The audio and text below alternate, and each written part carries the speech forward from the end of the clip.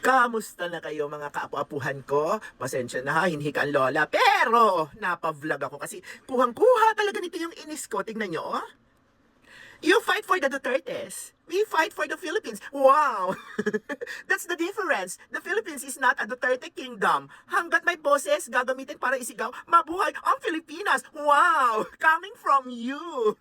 Pag-usapan natin to, ha? We are fighting for the Dutertes? Yes, we are. Proudly, yes, we do. Why? Kasi sila ang tunay nagmamahal sa Pilipinas.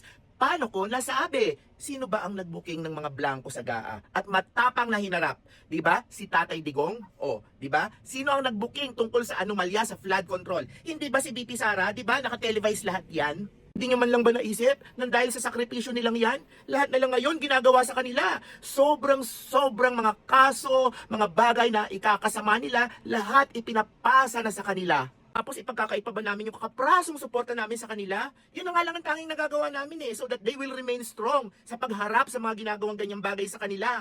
Like some other people, mahal daw ang Pilipinas pero wala namang balls para sabihin kung sino-sino ang mga gumagawa talaga ng masama sa Pilipinas. Tapos ang sabi, we are not a Duterte kingdom. Yes! Because we are not Filipinos for nothing. Oh, PRRD. Ngawa!